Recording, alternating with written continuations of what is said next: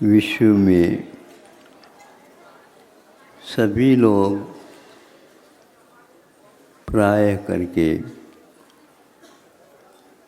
किसी न किसी पहनाव से अपने आप को सुरक्षित करते हैं।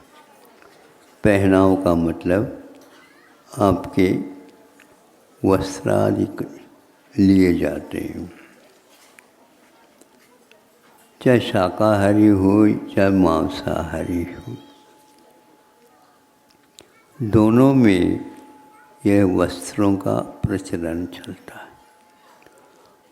ये बात अलग है कि आदिवासी इलाका में ये वस्त्र बक्खल इत्यादि के माध्यम से भी उपयोग में आते होंगे।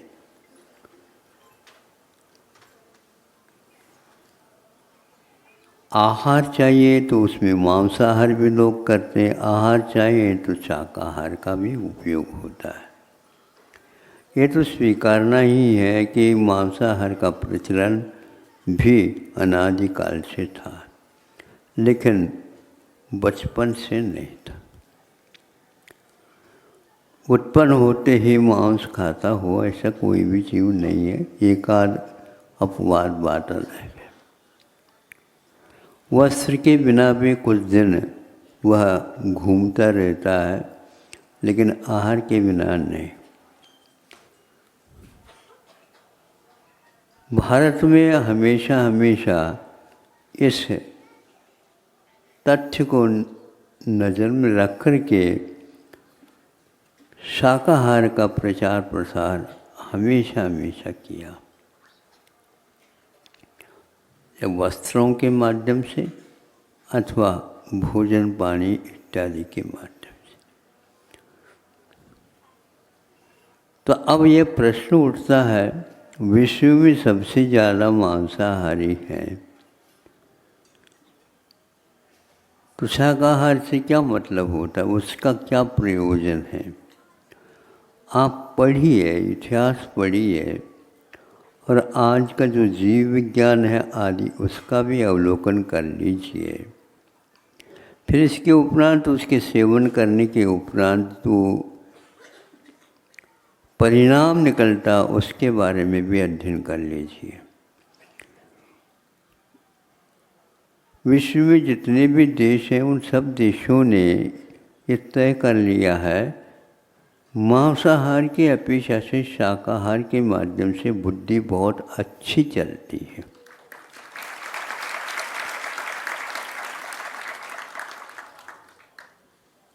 बुद्धि को चलाने के लिए कोई न कोई आहार पोषण तत्व आवश्यक होता है।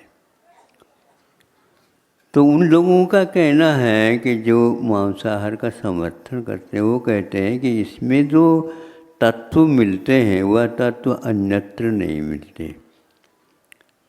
ठीक कह रहे हो आप अपने अध्ययन के अनुसार, लेकिन इस बात को वैज्ञानिकों ने भी स्वीकारता दी है कि जो तत्व मांस में मिलता है उससे हट कर के उसी प्रकार के तत्व गुण शक्ति आदि आदि वर्धक तत्व शाकाहार में भी मिलते हैं। और इससे भी ज़्यादा महत्वपूर्ण तो यह है उसकी बुद्धि के बारे में सोच विचार करते हैं तो बहुत ही आगे बढ़ जाते हैं। यहाँ केवल शाकाहार के अर्थ केवल खान पीन से नहीं और विशेष सूक्ष्म है। शाकाहार में भी कौन से लेने योग्य है और कौन से नहीं लेने योग्य है, इसका यदि बारीकी के साथ अध्ययन होता है तो कल एक सांसद जी आए थे, शायद संभव यहीं के इसी कार्यकाल में, यहीं के कार्यकाल है वो। हाँ, तो किसी एक व्यक्ति ने उन्हीं के साथ जो आए थे उन्होंने कहा कि महाराज ये शाकाहारी है और विशेष रूप से स्वयं बताएंगे, हाँ महाराज हमारे घर की परंपरा के अनुसार, खानदानी परंपरा के अनुसार हम क्षत्रिय होते हुए भी मांस तो लेते ही नहीं, किंतु हम लहसुन प्याज का भी उपयोग, ताली बजाना हो तो अच्छे सभी लोग पूजो। सोचना चाहिए लोकसभा में जा करके आपके हित की बात करने वाले लहसुन और प्याज आदि आदि का भी सेवन नहीं करते। ऐसे कई सांसद हमारे पास हैं। तो तामसिकता यह बुद्धि के ऊपर अटैक करती है मुख्य रूप से। उसका भी परहेज किया जाता है, तो बल्कि यूँ कहना चाहिए बचपन से कोई भी लहसुन और प्याज नहीं खाता। जैसे शराब का पेय नहीं करते और मांस का भक्षण नहीं करते, तो ये भी आपको विस्मय होगा। जो सिंह होता है, दहाड़ता है, व्याघ्र होता है, चीता होता है, ये सारे के सारे भयंकर मांसाहारी प्राणी माने जाते हैं। किंतु बचपन से क्या खाते पीते हैं ये सोचेंगे। सुन रहे हो? हाँ। तो बचपन से क्या खाते पीते पूछा जाए, अपनी माँ का दूध ही पीते हैं। आपको विस्मय होगा सुन करके, दूध पीना तो किसी का पी ले, नहीं, अपने ही माँ का दूध पिएंगे ताकि जीवन के अंतिम क्षण तक वह तत्व उनमें बने रहें। ये प्राण के रूप में परिवर्तित होकर के उसको जीवन के अंतिम क्षण तक अपने काम देते रहते हैं। इसलिए तामसिकता और मांसाहार आदि से दूर रहने का एक प्रकार से उपदेश दिया जाता है। और 7-8 वर्ष तक तो गरिष्ठ आहार का भी त्याग करा करके और हल्का फुल्का आहार का ही सेवन विशेष निगरानी के साथ बच्चों को कराया जाता है। ऐसे कोई तत्व न पहुँचे इनको जो जीवन में बुद्धि के लिए और शरीर के लिए हानिकारक हो। ये सारी निगरानी पहले रखी जाती थी, लेकिन आज पश्चिमी हवा ने ऐसा मानसून ले आए तो हमेशा वह बरसता रहता है, गरजता कम है, और वह हमेशा हानिकारक तत्वों को ही आपको प्रदान करता रहता है। इससे बचने के लिए इन 2 वर्षों में अनेक वैज्ञानिकों ने स्वीकार कर लिया है कि हमें शाकाहार को छोड़ करके अन्य कोई भी मांसाहार का सेवन नहीं करना चाहिए। स्वयं ने ही इसको स्वीकार किया है। अमेरिका में एक विशेष महत्वपूर्ण जो रईसी जिसको बोलना चाहिए होटल है, जहाँ पर सभी प्रकार के खाद्य व्यंजन आदि का परोसना अनिवार्य होता है, और सब लोग वहाँ पर जाते हैं तो अवश्य उसका उपयोग कर लेते हैं। सुना है उस होटल के मालिक ने भी इस हाहाकार से अध्ययन करके यह निर्णय लिया कि हमारे इस होटल में शाकाहार के सिवाय और कोई मांसाहार का उपयोग नहीं किया। ये छोटी छोटी बातें सुनी हुई हैं, पढ़ लें तो बहुत बुद्धि का विकास होगा, लेकिन यह नहीं हो पा रहा।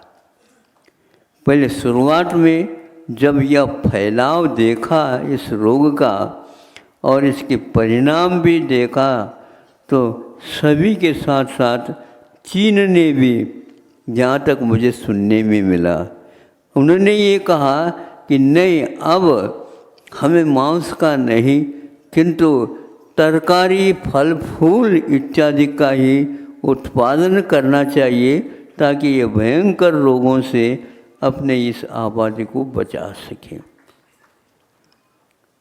चीन जैसा राष्ट्र भी कह सकता है, जहाँ पर सुना था कि सर्प भी खाए जाते हैं। सर्प के नाम सुन करके आप लोग घबराते होंगे, लेकिन वे आगे और पीछे दोनों छोर को निकाल करके बीच में से वो जैसे आप तरकारियाँ बना लेते हैं उस प्रकार करते हैं। उन व्यक्तियों के दिमाग में भी यह बात उपज गई है कि हमें इस मांसाहार से जनता को बचाना चाहिए, क्योंकि इसमें ये विकास के तत्व कम हैं, विनाश के ज़्यादा है। क्षणिक भले हो, इन इस बात को स्वीकार कर रहे हैं। अपने यहाँ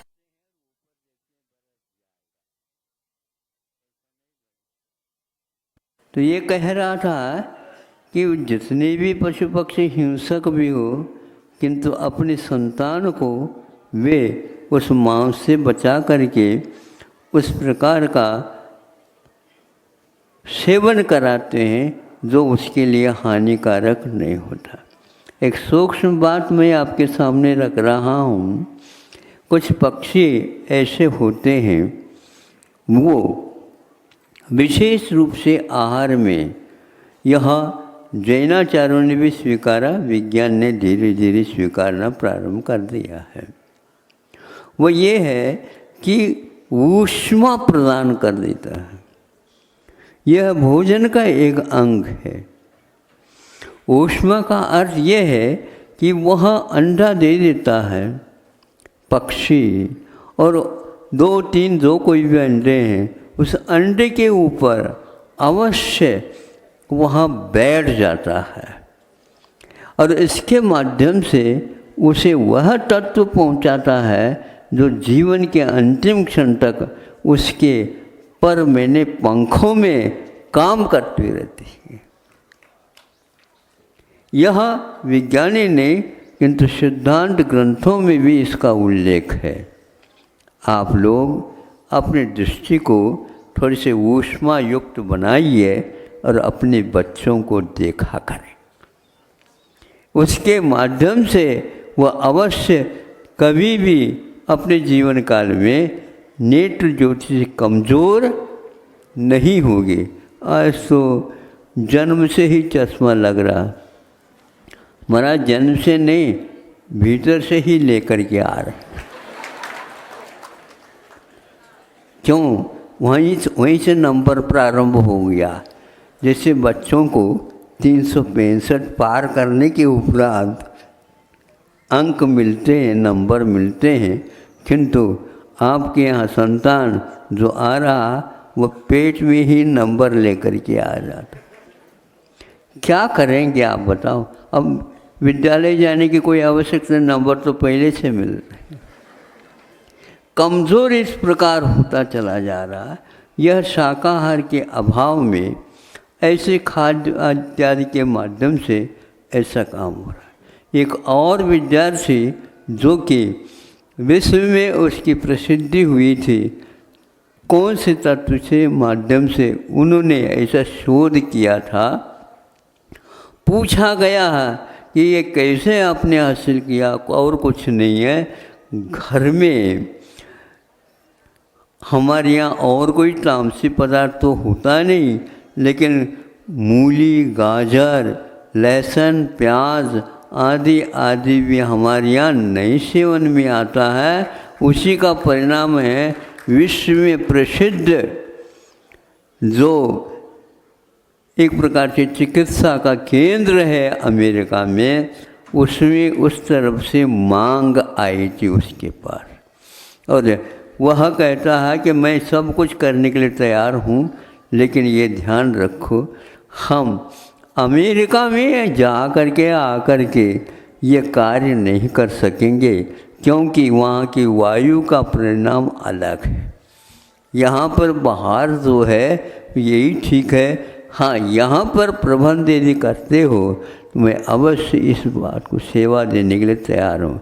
उसका विषय क्या था? उसका विषय यह था कि बुरे से क्रिमिनल कोई भी कार्य करता है सभी प्रकार से, तो उसके दिमाग में कौन से ऐसे तत्व है जिसके माध्यम से इस प्रकार की क्रूरता करता है, उसमें कारण क्या क्या हो सकता है। तो उसने ये कहा था कि उसमें यह लहसुन और प्याज भी एक प्रकार से बाधक होते हैं। इसके शोध करने के लिए मुझे इससे मदद मिली और यह मदद एक प्रकार से हमारी घर में परिवार के लोग हैं उन्होंने किया था। वह विश्व में पहले नंबर में आया था। उस समय राष्ट्रपति महोदय कौन थे? वह कलाम साहब थे। उन्होंने कहा, अरे मुझे तो 80 वर्ष लगे वैज्ञानिक होने में, तुमने तो छुटपन में ही वैज्ञानिक कह रहा है। मुझे बहुत गौरव है कि यह इस प्रकार के आज भी संतान के हित के बारे में सोचा जा रहा। आप लोग क्या सोच रहे हैं? विदेशी साहित्य पढ़ने से यह काम नहीं चलेगा। अब दूसरी बात हम आपके लिए कहना चाहते हैं, आचार्य कुंद देव ने क्या कहा, आचार्य अन्य जो है शास्त्रकार ने क्या कहा, वह बहुत सूक्ष्म विषय है। वह यह है कि कुंद कहते हैं मांसाहार तो करना दूर की बात है, मांस को छूना भी नहीं चाहिए। छूने के उपरांत भी उसके संस्कार घंटों नहीं महीनों तक रह सकते हैं और आपके लिए वह अटैक कर सकते हैं। ये कहाँ लिखा? प्रवचन सार में लिखा। इसलिए मुनि महाराज श्रमणों को उन्होंने वह अंतर मुहूर्त यदि दूध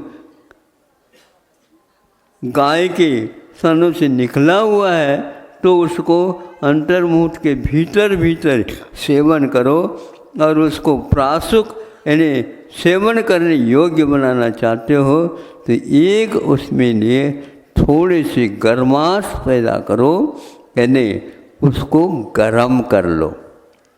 आप तो सब कुछ गरम कर लेते हो, माथा भी गरम कर लेते हो, लेकिन दूध को इस ढंग से गरम नहीं करते हो। एकदम पीना नहीं, पहलवान भले पी ले, बच्चों को कभी भी सीधे दूध उतार के नहीं पिलाते, उसमें थोड़ी सी पानी, फिर इसके उपरांत उसको गरम करना, फिर बाद में पहुंचाना ताकि उसके लिए हानिकारक ना हो। तो सभी पशु पक्षी हिंसक और अहिंसक सभी लोग संतान के लिए एक साथ आहार नहीं देते, किंतु वह सर्वप्रथम तो अपना ही दूध पिलाती है माँ, फिर इसके उपरांत दूसरे नंबर में गैया का नंबर आता है। समझ में आ रहा है? गौशाला में बैठे हो, गौशाला चलाते भी हो, हैं? चलाते हो, लेकिन उसके महत्व को समझने का प्रयास करो। इतना ही मैं समझता हूँ आज कि वस्त्र के ऊपर यदि मटन टेलो नाम का जो पॉलिश अनिवार्य हो जाता उन धागों के सूतों के ऊपर, अब वह कब तक उसने अपना संस्कार रखता है मैं नहीं कह सकता, क्योंकि वह हमेशा हमेशा उसके साथ बना रहता है। सूक्ष्म से सूक्ष्म एक अंतिम उदाहरण दे करके, चूँकि आप लोगों को उदाहरण के माध्यम से याद रखने की सुविधा हो जाती है और हमें प्रवचन में सुविधा हो जाती है, वह यह है कि चरस होता, चरस जो किसान दो बैलों के माध्यम से किसी के माध्यम से, आज तो यंत्र चालू हो गए, मशीन आ गए, किंतु पहले ऐसा चलता था, किंतु वह चर्म का होता था। उसके पानी को पीने से पहले सभी लोग मना करते थे। हम उसको देख कर के मना के इतने कितने पवित्र और सफ़ेद और स्वच्छ साफ पानी आ रहा, पीने में क्या नहीं, वहाँ उस चरस से संबंध रख कर के पानी आ रहा है, इसलिए हमारे भीतर उसका एक भी कण पहुँच सकता है, भयानक रोग पैदा कर सकता है। भयंकर रोग जो हो रहे हैं आप लोगों के लिए, यही विदेशी भोजन के कारण ऐसा हो रहा। अब यदि आपको अपने आप से बचाना चाहते हो कोरोना जैसे महारोगों से, तो शास्त्रकारों की बात समझ में आना चाहिए और उसी प्रकार पूर्व में जो आहार की विधि चलती थी उस प्रकार ले आएंगे, क्योंकि यह आज हथकरघा का आप लोगों ने कहा था कि आज दिवस है, एक ही दिवस नहीं होता है। यह खादी का इतिहास आप पढ़िए और उस किताब की जो प्रस्तावना ये लिखने वाले हैं नेहरू जी के पिताजी है, ध्यान रखो। नेहरू जी ने इसके बारे में कुछ कहा ही नहीं, बल्कि कुछ विरोध किया। उन्होंने अपने इन पंक्तियों के माध्यम से अपने पिताजी के मौलिक सिद्धांत को ही विरोध के विषय बनाया था। ये ध्यान रखना, पश्चिमी शिक्षा का ये परिणाम है। अहिंसा परमो धर्म।